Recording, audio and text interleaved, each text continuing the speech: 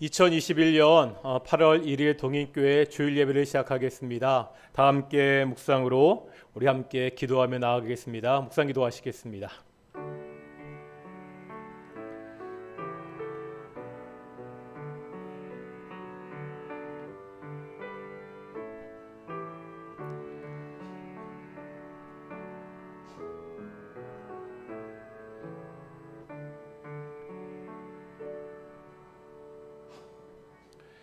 사도신경으로 우리의 신앙을 고백하겠습니다. 나는 전능하신 아버지 하나님 천지의 창조주를 믿습니다.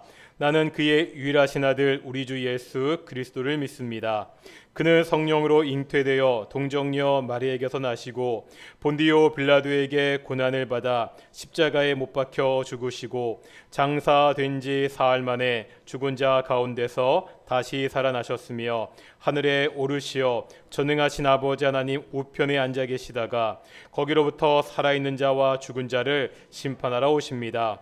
나는 성령을 믿으며 거룩한 공교회와 성도의 교제와 죄를 용서받는 것과 몸의 부활과 영생을 믿습니다. 아멘. 함께 찬양하시겠습니다. 찬송가 94장입니다. 찬송가 94장 함께 찬양하시겠습니다.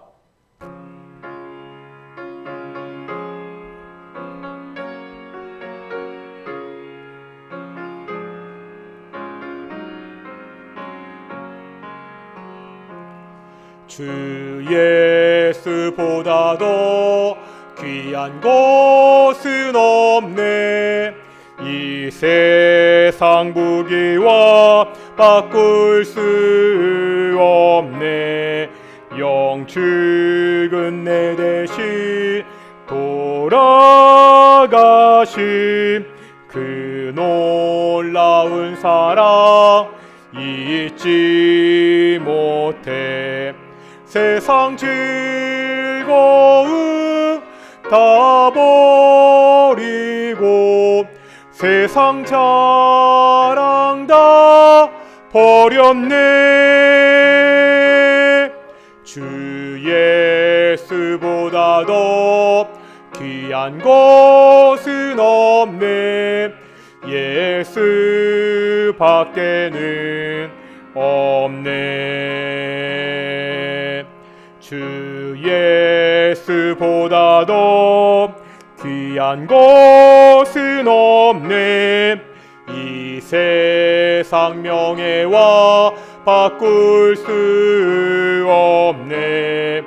이전에 즐기던 세상 일도 주 사랑하는 마음 뺏지 못해.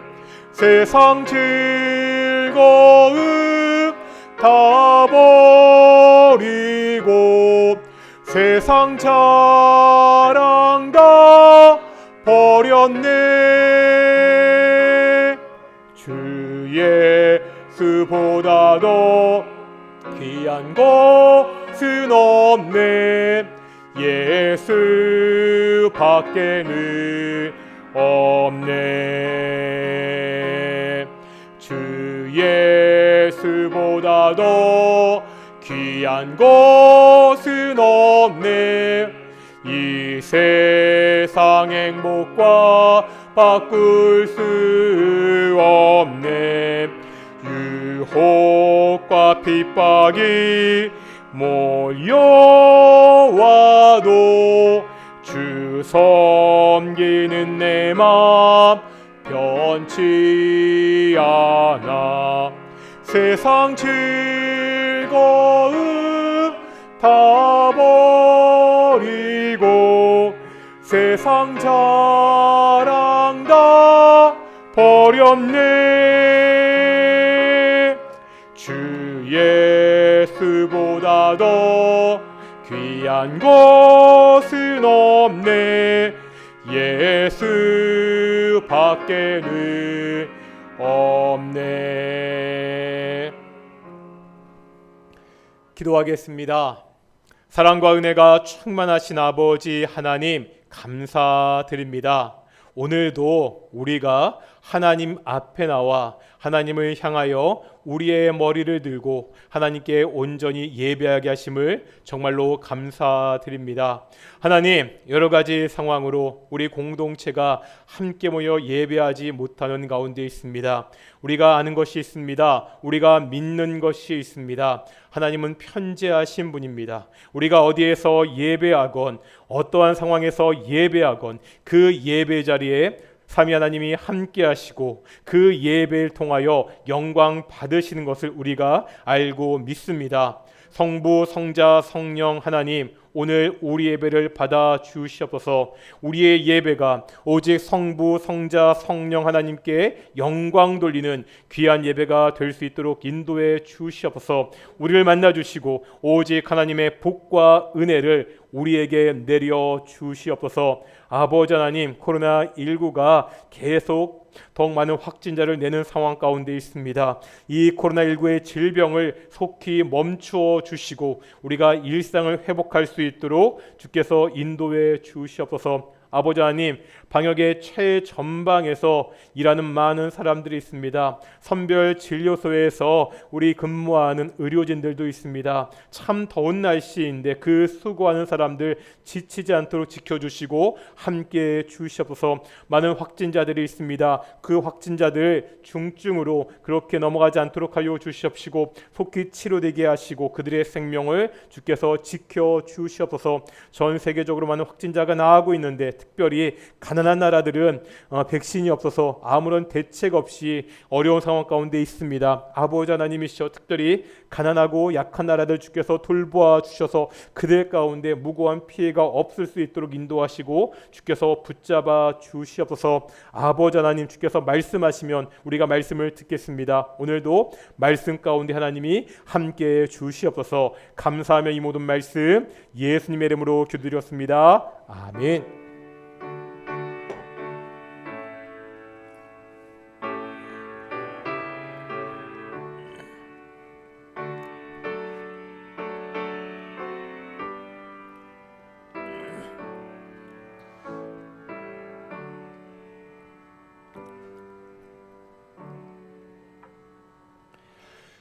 말씀 보겠습니다. 에베소서 4장 17절부터 19절까지 말씀입니다. 에베소서 4장 17절부터 19절까지 말씀입니다. 우리 길지 않으니까 우리 찬찬히 같이 한번 봉독하겠습니다. 그러므로 내가 이것을 말하며 주 안에서 증언하노니 이제부터 너희는 이방인이 그 마음에 허망한 것으로 행함같이 행하지 말라. 그들의 총명이 어두워지고 그들 가운데 있는 무지함과 그들의 마음이 굳어짐으로 말미암아 하나님의 생명에서 떠나 있도다. 그들이 감각 없는 자가 되어 자신을 방탕에 방임하여 모든 더러운 것을 욕심으로 행하되. 아멘. 이 시간에는 우리 황석훈 지휘자 나오셔서 찬양으로 하나님께 영광 돌리시겠습니다.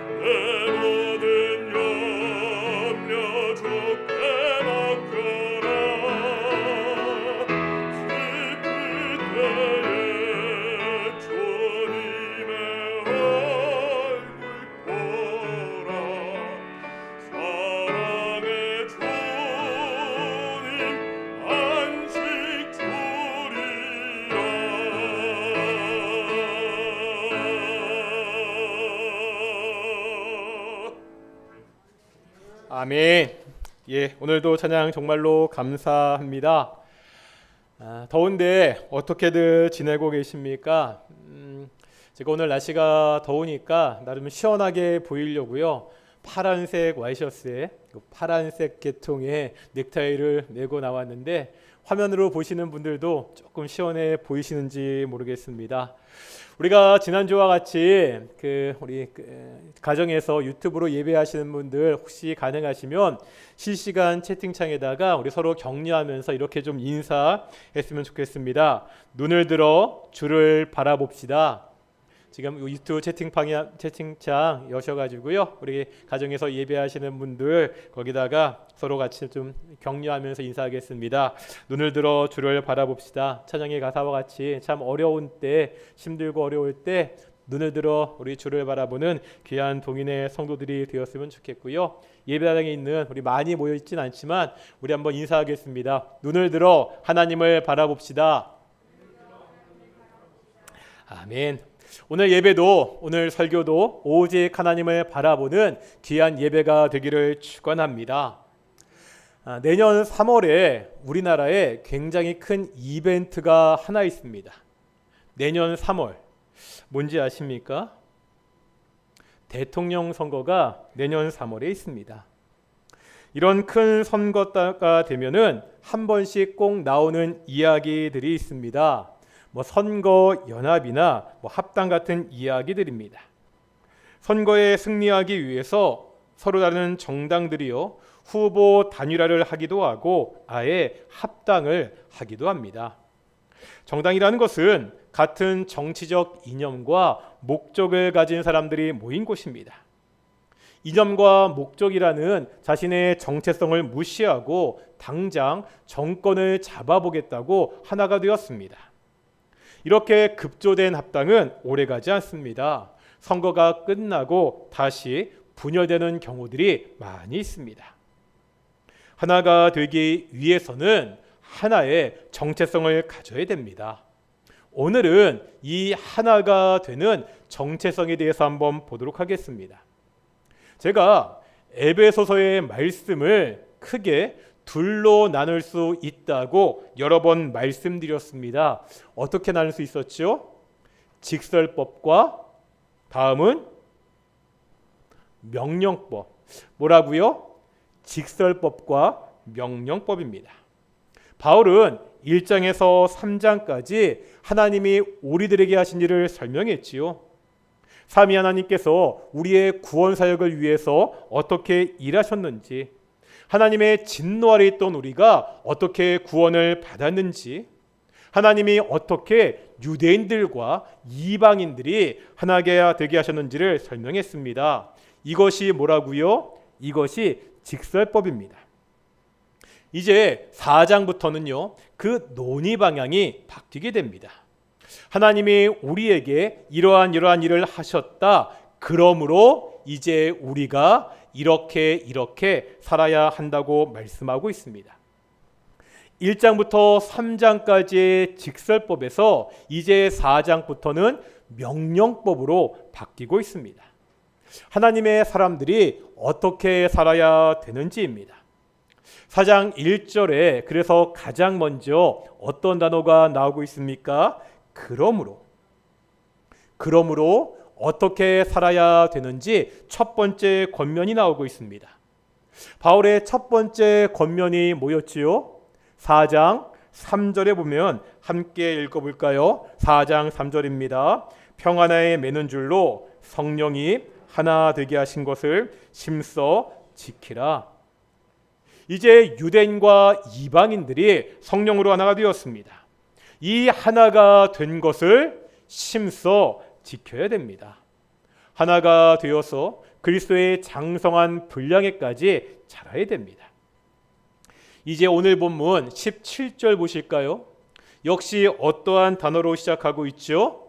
그러므로 이렇게 시작하고 있습니다. 하나님의 백성이 어떻게 살아야 되는지 다른 측면에서 권면하고 있습니다.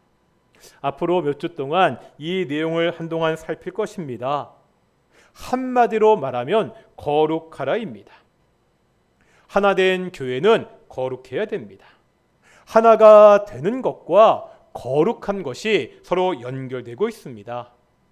이것은 예수님의 기도에서도 볼 수 있습니다. 요한복음 17장에 보면 예수님의 기도가 나오죠. 이것을 우리가 예수님의 대제사장적인 기도다 이렇게 부릅니다. 예수님께서 제자들을 위해서 무엇을 기도하십니까? 요한복음 17장 11절 보실까요? 177페이지 신약성경 177페이지 요한복음 17장 11절입니다. 17장 11절 같이 읽겠습니다. 시작. 나는 세상에 더 있지 아니하오나 그들은 세상에 있사옵고 나는 아버지께로 가옵나니 거룩하신 아버지여 내게 주신 아버지의 이름으로 그들을 보존하사 우리와 같이 그들도 하나가 되게 하옵소서. 예수님이 뭐를 위해 기도하고 있죠? 하나가 되게 해달라고 기도하고 있습니다. 지금 어떤 상황이죠? 예수님이 더 이상 세상에 계시지 않습니다. 예수님이 이제 아버지께로 가십니다. 하지만 제자들은 세상에 남아 있어야 됩니다. 예수님은요, 이 세상에 남아있는 제자들이 걱정입니다. 왜 제자들이 걱정입니까? 우리 14절 보겠습니다. 14절입니다. 읽겠습니다. 시작. 내가 아버지의 말씀을 그들에게 주었사오매 세상이 그들을 미워하였사오니 이는 내가 세상에 속하지 아니함 같이 그들도 세상에 속하지 아니함으로 인함이니이다. 어떤 상황이죠? 예수님이 하나님의 말씀을 제자들에게 가르쳐 주었습니다. 하나님의 말씀을 받은 제자들은 더 이상 세상에 속한 사람들이 아닙니다. 그러니까 어떤 일이 벌어지고 있죠? 세상이 미워합니다. 이제 제자들은 악한 세상, 제자들을 미워하는 세상에 살아야 됩니다. 그런데 스승이신 예수님은 더 이상 함께하지 않으십니다. 이런 세상에 사는 제자들을 위한 예수님의 첫 번째 기도가 뭐라고요? 저희가 하나가 되는 것. 예수님의 공동체가 하나가 되는 것이 예수님의 첫 번째 기도입니다. 예수님의 기도는요, 하나가 되는 것으로 끝나지 않습니다. 이제 17절 보겠습니다. 17절입니다. 시작. 그들을 진리로 거룩하게 하옵소서. 아버지의 말씀은 진리이니이다. 두 번째는 무엇을 위해 기도하고 있지요? 거룩하게 해달라고 기도하고 있습니다. 하나된 공동체는 거룩한 공동체가 되어야 됩니다. 하나된 교회의 정체성은 뭐라는 거예요? 거룩이라는 것을 분명히 보여주고 있습니다. 어떻게 거룩해질 수 있습니까?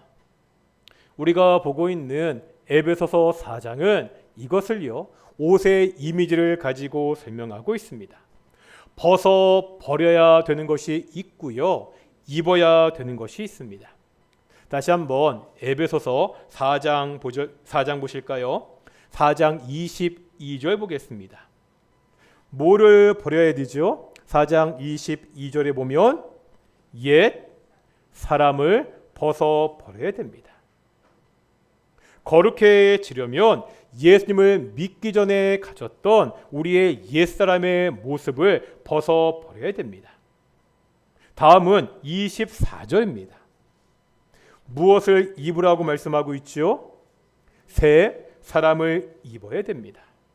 거룩하기 위해서는 옛사람을 벗어버리고 새 사람을 입어야 됩니다.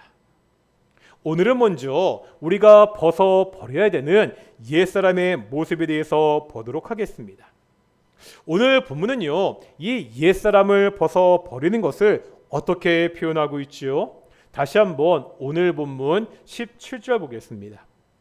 오늘 본문 4장 17절 같이 읽겠습니다. 시작. 그러므로 내가 이것을 말하며 주 안에서 증언하노니 이제부터 너희는 이방인이 그 마음에 허망한 것으로 행함같이 행하지 말라. 한마디로 말하면 이방인같이 하지 말라고 말씀하고 있습니다. 우리가 이것의 의미를 구원론적으로 한번 생각해 볼 필요가 있습니다. 지금 에베소 교회에는 유대인들과 이방인들이 함께 있습니다. 이방인들이요, 어떻게 하나님의 백성이 되었습니까? 어떻게 그리스도의 한 몸 된 지체가 되었지요? 이방인들 중에서 구약의 율법을 잘 지키는 사람들, 그 사람들을 뽑아서 선발했습니까? 이방인들 중에서 그래도 착하게 사는 사람들, 그 사람들을 모아서 하나님의 백성이 되게 했습니까? 이방인들이 어떻게 하나님의 백성이 되었지요? 우리가 2장에서 보았습니다. 2장 13절입니다. 2장 13절 같이 읽겠습니다. 시작. 이제는 전에 멀리 있던 너희가 그리스도 예수 안에서 그리스도의 피로 가까워졌느니라. 이방인들이 어떻게 하나님의 백성이 되었다고요?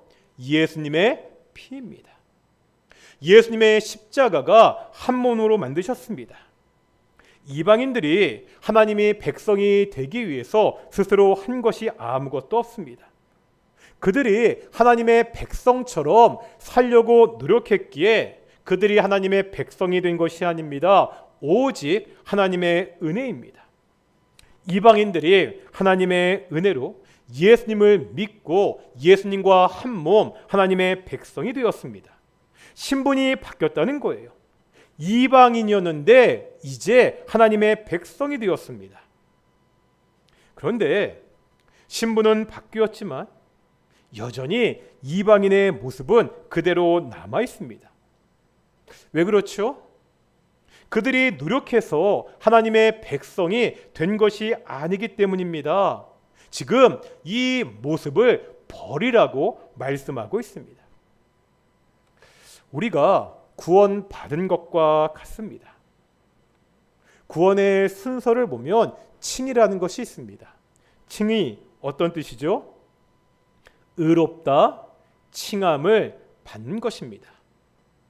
이 칭이라는 단어는 원래 법정에서 사용되던 법정 용어였습니다. 이런 거죠. 하나님이 재판장에서 죄인이었던 우리를 의롭다고 땅땅 치시면서 너희는 의로운 사람이야, 이제 의롭게 되었다, 판결을 내리시는 것이 칭의입니다. 우리가 어떻게 의인이 되었습니까? 죄에 대한 책임을 지고 징역살이를 했습니까? 강제 노역을 해서 우리가 죄값을 치루었나요? 아니면 오랜 시간 고행을 통해서 우리의 죄의 본성을 다 씻어내어서 의인이 되었습니까? 하나님이 우리를 의롭다고 판정하실 때 우리의 모습을 보고 판정하지 않으셨습니다. 우리는 여전히 죄인이었습니다. 하나님의 영원한 심판이 예비된 자들이었습니다. 그런데 이러한 우리에게 대언자, 변호사가 있었다는 거지요. 우리의 변호사가 누구죠? 예수님입니다. 그런데 이 예수님은요, 우리가 일반적으로 생각하는 변호사랑은 조금 달랐습니다. 보통 변호사들은 어떻게 변론합니까? 재판장님, 이 사람은 죄가 없습니다, 무죄합니다, 이렇게 주장하거나, 아니 죄를 지었지만 여러 가지 이유가 있었습니다, 이렇게 변명을 합니다. 하지만 우리의 변호사이신 예수님은요, 우리의 죄를 다 인정하십니다. 우리가 영원한 심판을 받을 죄인이라는 그 사실을 다 인정하십니다.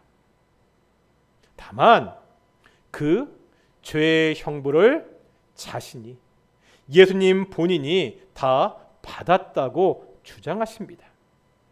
내가 받아야 되는데, 내가 받아야 되는 그 벌을 예수님이 대신 받으셨습니다. 이것이 예수님의 십자가 사건입니다. 내가요, 의로운 자라서 의인으로 판정받은 것이 아닙니다. 악했던 우리의 본성이 의롭게 바뀌어서 의롭다고 판정받은 것이 아니라는 거예요. 나의 죄의 형벌을 예수님이 대신 받으셨습니다. 오직 예수님의 십자가를 통해 우리가 의롭다는 판정을 받게 되었습니다. 하나님의 법정에서 우리는 어떤 사람들이라고요? 의인입니다. 하나님이 의롭다 하셨습니다. 우리의 신분은 죄인에서 의인이 되었습니다. 하지만 여전히요, 우리의 본성은 악합니다. 왜죠? 우리가 노력해서 의인이 된 것이 아니기 때문입니다. 우리의 신분과 우리의 본성 사이에 괴리가 생겼습니다. 우리는 의인인데 여전히 악한 본성을 우리 안에 가지고 있습니다. 제가 성경 공부하면서 이러한 우리의 상태를 부르는 용어가 있습니다. 혹시 기억나십니까? 우리가 의롭게 되었지만 여전히 악한 상태를 가지고 있다. 제가 뭐라 불렀죠?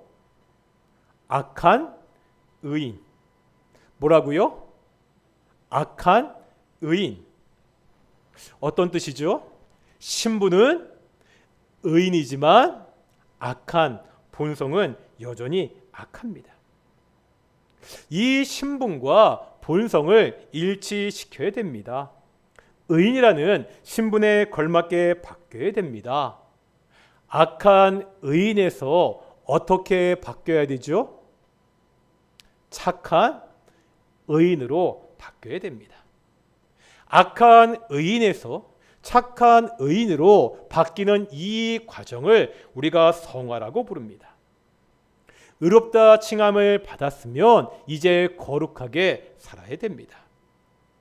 이것을 위해 예수님이 믿기 전에 가졌던 우리의 옛사람의 모습을 벗어버려야 됩니다. 오늘 본문의 표현대로 하면 예수님을 믿기 전 이방인의 모습을 더 이상 행해서는 안 됩니다. 그렇다면 우리가 버려야 되는 이방인의 모습은 무엇입니까? 오늘 본문 17절 후반부에 보면 이렇게 말씀하고 있죠. 너희는 이방인이 그 마음에 허망한 것을 행함같이 행하지 말라. 좀 이해하기가 어려운데 현대인의 성경은 이 구절을 이렇게 번역하고 있습니다. 여러분은 이방인들처럼 헛된 생각으로 무가치한 생활을 하지 마십시오. 이방인들의 생각이 헛되다고 이야기합니다. 헛된 생각으로 무가치한 삶을 살고 있었습니다. 왜 이방인들의 생각이 헛되고 무가치합니까? 이방인들의 삶은 하나님이 없는 삶이기 때문입니다. 하나님을 떠난 인생이기 때문입니다. 오늘 본문 18절 보실까요? 18절입니다. 읽겠습니다. 시작. 그들의 총명이 어두워지고 그들 가운데 있는 무지함과 그들의 마음에 굳어짐으로 말미암아 하나님의 생명에서 떠나 있도다. 18절 마지막에 보면 하나님의 생명에서 떠나 있도다. 아무리 이 땅에서 잘 나가는 사람도 그 삶이 무가치합니다. 헛됩니다. 이유가 뭐라고요? 하나님의 생명에서 떠나 있기 때문입니다. 어릴 때 연날르기 해보셨죠? 저도 어렸을 때 연을 많이 만들고 날리기도 했습니다. 한지 한가운데 구멍을 뚫고 대나무살을 잘 붙이면 멋진 방편이 됩니다. 균형 있게 잘 만들어진 연은 하늘을 높이 날아다닙니다. 이 연으로 연싸움을 하지요. 자신의 연줄과 상대방의 연줄을 서로 얽히기 위해서 연줄을 끊는 싸움입니다. 누가 이기고 누가 지죠? 연줄이 먼저 끊어져서 연이 날아가 버리면 그 사람이 패배합니다. 연은 연줄에 매달려 있어야 됩니다. 언뜻 생각하면 줄에서 풀려나면 더 자유롭게 하늘을 날 것 같습니다. 연이요, 줄에서 끊어지면 어떻게 되지요? 처음에는 자유롭게 하늘을 나는 것처럼 보이기도 합니다. 하지만 결국은 허망하게 사라져 땅에 떨어지고 맙니다. 여는 연줄에 매달려 있을 때 참으로 자유롭습니다. 연줄에서 끊긴 연은 가치가 없습니다. 패배한 연입니다. 우리네 인생도 마찬가지입니다. 하나님께 연결되어 있을 때 그 인생이 참으로 자유롭습니다. 하나님께 연결되어 있는 인생이 가치 있는 인생입니다. 승리한 인생입니다. 하나님과 끊어진 하나님이 없는 인생은 헛되고 무가치합니다. 패배한 인생이라는 것을 성경은 말씀하고 있습니다. 하나님 없는 인생이요, 헛되고 무가치하다는 이 사실이 더 치명적인 이유가 있습니다. 아까 보았듯이 생명과, 그것도 영원한 생명과 관련이 있기 때문입니다. 하나님은 인간을 만드신 창조주입니다. 이 창조주 하나님과 피조물인 인간의 관계가 끊어졌습니다. 이것이 치명적이라는 거지요. 저서울 북쪽에 있는 북한산이나 도봉산에 가면 그 암벽 등반을 하는 사람들을 볼 수 있습니다. 수직으로 서 있는 그 커다란 암벽 바위를 등반하는 모습은 보기만 해도 아찔합니다. 이때 이 사람들을 지켜주는 것이 있습니다. 뭐지요? 뭐가 이 사람들의 생명을 지켜줍니까? 줄입니다. 줄을 몸에 잘 고정시켜야 됩니다. 암벽 등반하다가 줄이요 몸에서 풀어지거나 줄이 끊어지면 미끄러져 떨어져 즉사하고 맙니다. 아무런 대책이 없습니다. 하나님과 관계가 끊어진 인간의 운명은 이보다 더하다는 거지요. 영원한 단절을 의미하기 때문입니다. 육체적인 죽음을 넘어서는 단절입니다. 영원한 죽음에 이르는 길입니다. 이방인들이 이렇게 하나님의 생명에서 떠나게 된 이유가 무엇입니까? 먼저 18절 앞부분에 보면 뭐라 말씀하고 있죠? 그들의 총명이 어두워지고, 지금 그들의 마음이 어둠으로 닫혀 있습니다. 그래서 제대로 판단하지 못합니다. 무엇이 옳은지 무엇이 틀린지 알지 못합니다. 그 이유가 있다는 거예요. 그 다음에 보면 그들 가운데 있는 무지함과 그들의 마음이 굳어짐으로 말미암아. 이방인들이 무지합니다. 이거는요 머리가 얼마나 좋으냐 나쁘냐의 문제가 아닙니다. 지식이 얼마나 많으냐 적으냐가의 문제가 아닙니다. 시편 14편 1절에 보면 이렇게 말씀하고 있습니다. 어리석은 자는 그의 마음에 이르기를 하나님이 없다 하는도다. 누가 어리석은 사람입니까? 그의 마음에 하나님이 없다는 사람입니다. 세상의 지식은 많이 알 수도 있지요. 세상에서는요 많이 배웠다고, 높은 학력을 가졌다고 자랑할 수 있습니다. 하지만 아무리요 많이 배우고 많이 아는 사람도 하나님을 모르면 어리석은 사람이라고, 미련한 사람이라고 말씀하고 있습니다. 그 사람이 무지한 사람입니다. 이 땅을 창조하신 창조자를 알지 못하기 때문입니다. 더욱 문제는요 그 마음까지 굳어져 있습니다. 알지도 못하면서 고집도 세다는 거예요. 무식하고 고집이 센 사람, 이런 사람 정말 힘들지 않습니까? 어리석고 마음이 굳어져서 하나님을 받아들이지 못합니다. 결국 하나님의 생명에서 떠나 있습니다. 이제 19절입니다. 19절은 하나님의 생명에서 떠나 있는 이방인들의 모습을 적나라하게 보여주고 있습니다. 다 같이 한번 19절 읽어볼까요? 시작. 그들이 감각 없는 자가 되어 자신을 방탕에 방임하여 모든 더러운 것을 욕심으로 행하되. 지금 죄를 지어도요 부끄러움을 모릅니다. 죄에 대한 감각이 무뎌졌습니다. 왜 그렇습니까? 무엇이 죄인지 알지 못하기 때문입니다. 의로움의 기준은 하나님이시죠. 죄인지 이것이 아닌지를 판별하는 기준은 오직 하나님의 말씀입니다. 하나님이 없는 사람들은, 하나님의 말씀을 모르는 사람들은 죄를 지어도 그것이 죄인지 알지 못합니다. 그러니 방탕하게 삽니다. 탐욕을 부리면서 더러운 일을 한다고 오늘 본문은 보여주고 있습니다. 이것이 하나님을 알지 못하는 이방인의 모습입니다. 우리가 버려야 되는 옛사람의 모습이라는 거지요. 어떻습니까? 지금 우리는 어떻게 살고 있지요?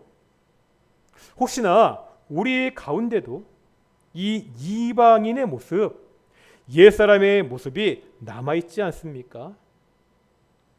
우리가 하나님의 백성이라고 말하잖아요. 하나님의 자녀라고 주장합니다. 그런데 여전히 하나님 없는 사람처럼, 하나님과 상관없는 사람처럼 지금 살고 있지는 않습니까? 제가 실천적 무신론자에 대해서 말씀드린 거 기억하십니까? 무신론자, 신이 없다고 말하는 사람들은 크게 두 종류가 있다고 말씀드렸습니다. 어떤 무신론자와 어떤 무신론자죠? 첫째, 이론적 무신론자. 두 번째, 실천적 무신론자입니다. 이론적 무신론자는 자기 나름대로의 생각과 논리로 하나님이 없다고 주장합니다. 실천적 무신론자는 다릅니다. 이 사람들은요, 하나님이 있다고 말합니다.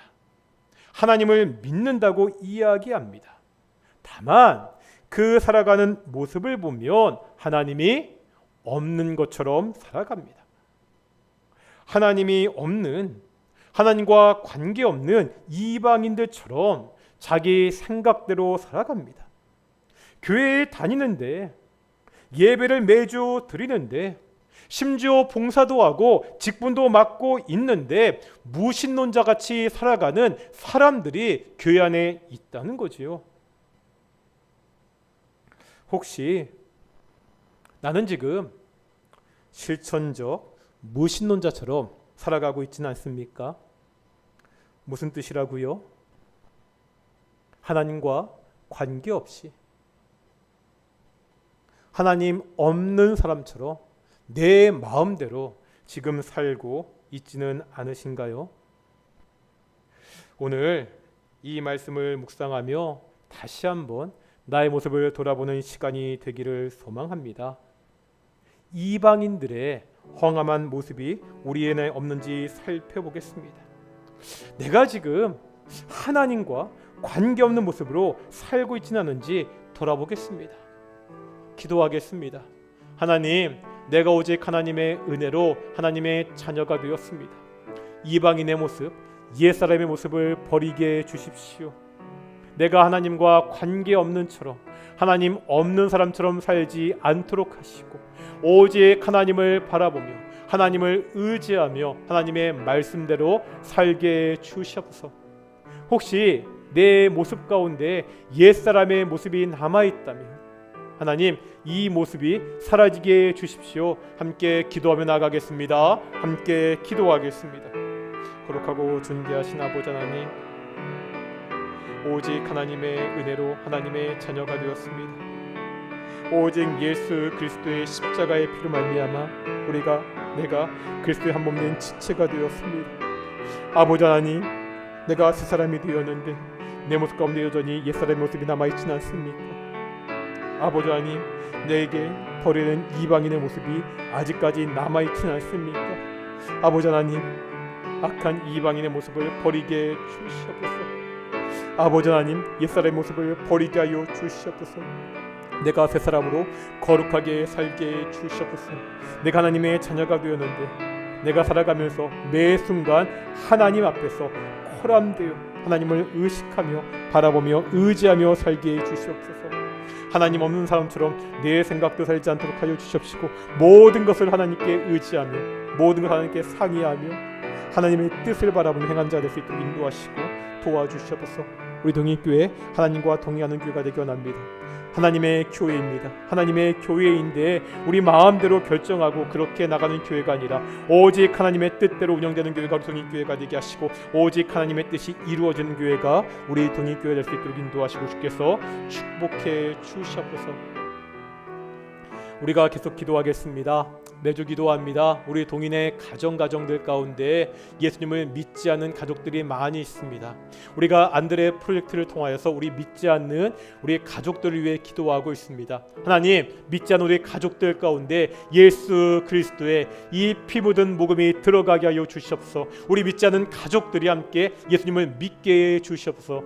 우리 동인교회 가정들 가운데 아픈 지체들이 있습니다. 그 아픈 것도 주께서 치료해 주십시오. 우리 동인교회 가정들을 위해서 함께 기도하며 나아가겠습니다. 함께 기도하시겠습니다. 거룩하고 존귀하신 아버지 하나님, 우리가 안드레 프로젝트를 통하여서 우리 믿지 않는 가족들을 위해서 계속해서 중보하며 기도하고 있습니다. 거룩하고 존귀하신 아버지 하나님, 오늘도 기도합니다. 우리 동인교회 안에 믿지 않는 가족들 가운데 예수 그리스도의 복음이 들어가게 하여 주시옵소서.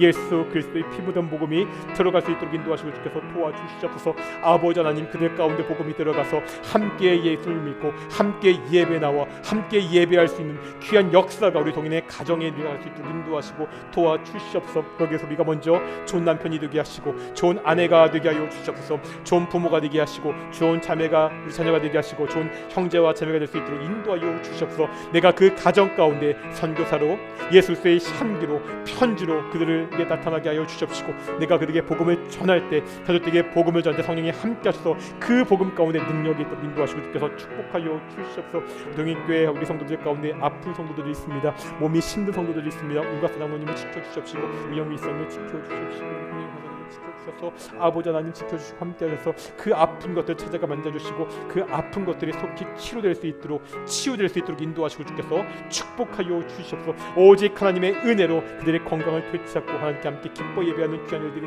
매일같이 될 수 있도록 인도하시고 주께서 축복하여 주시옵소서.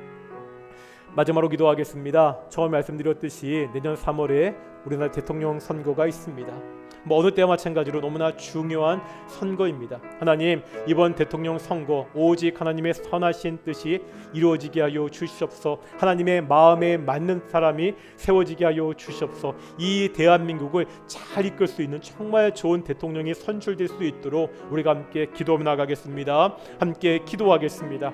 아버지 하나님, 내년 3월 대통령 선거가 있습니다. 많은 대선 주자들이 나와서 저마다 이 나라를 잘 이끌 수 있도록 그렇게 주장하는 가운데 있습니다. 아버지 하나님, 이 대통령 선거 가운데 오직 하나님의 마음에 합당한 사람이 세워지게 주시옵소서. 오직 하나님의 뜻대로 가는 사람이 세워질 수 있도록 인도하시고 주께서 붙잡아 주시옵소서. 아버지 하나님, 이 대한민국을 정말 공의로 정말 공법으로 다스릴 수 있는 사람이 세워지게 하여 주시옵소서. 정말 국민들에게 존경받는 사람, 정말 나라를 위해 헌신할 수 있는 귀한 사람이 뽑힐 수 있도록 인도하시고 주여 도와주시옵소서. 정말 치열한 선거전이 벌어질 텐데 이 선거전 통해서 국민들의 마음이 나눠지지 않도록 하여 주시옵시고 아버지 하나님, 이 치열한 선거전이 이 나라가 좀 더 좋은 나라로 가기 위한 하나의 발걸음이 될 수 있도록 인도하시고 주께서 축복하여 주시옵소서. 이 나라를 지켜주시고 이 나라와 함께하여 주시옵시고 오직 하나님의 뜻이 세워지는 나라가 우리 조국 대한민국이 될 수 있도록 하여 주시옵소서. 하나님 감사드립니다. 오늘도 하나님의 말씀을 통해 어떻게 살아야 되는지 보게 하심을 정말로 감사드립니다. 오직 하나님의 은혜로 예수 그리스도의 십자가로 말미암아 하나님의 자녀가 되었습니다. 하나님의 백성이 되었습니다. 그리스도의 한 몸 된 지체가 되었습니다. 이제 그렇게 살게 주시옵소서. 우리 동인교회 공동체가 하나 된 것을 심써 지키는 공동체가 되게 하여 주시옵시고 하나님의 백성답게 거룩한 공동체가 되게 하여 주시옵소서. 옛사람의 모습을 벗어버리고 오직 하나님을 바라보며 오직 하나님의 뜻대로 살아가는 귀한 동인의 성도들이 될 수 있도록 인도하시고 주께서 축복해 주시옵소서. 감사하며 이 모든 말씀 예수님의 이름으로 기도드렸습니다. 아멘. 찬송가 213장 하시면서 우리 헌금 봉헌하시겠습니다. 찬송가 213장 우리 1절과 4절 하시겠습니다. 1절과 4절입니다.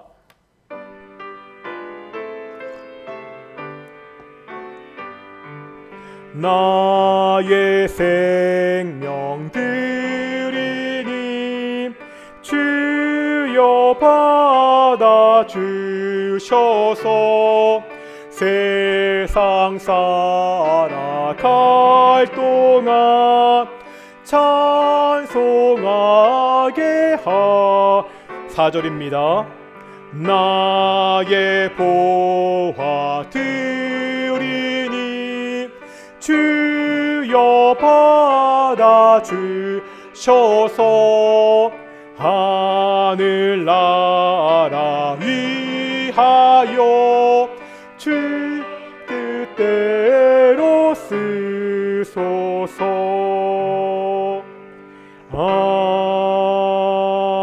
아멘. 기도하겠습니다. 하나님 감사드립니다. 오늘도 우리가 하나님께 예배하며 예물을 봉헌케 하심을 감사드립니다. 참 힘들고 어려운 때지만 우리가 주께서 우리에게 주어진 복들을 세워보며 주께 감사하는 마음으로 예물을 드렸습니다. 하나님, 우리 매일매일 삶 가운데 더욱더 감사가 넘치게 주시옵시고 힘들고 어려울 때 더욱더 주를 바라보는 귀한 동인의 성도들이 될 수 있도록 인도해 주시옵소서. 하나님, 이 예물이 쓰일 때 오직 하나님의 나라가 확장될 수 있도록 인도해 주시옵소서. 감사하며 이 모든 말씀 예수님의 이름으로 기도드렸습니다. 아멘.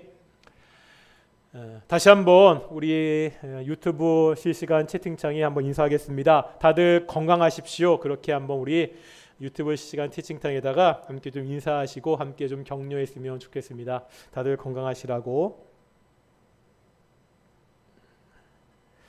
우리 예배당에 있는 분들도 함께 좀 인사하겠습니다. 다들 건강하십시오.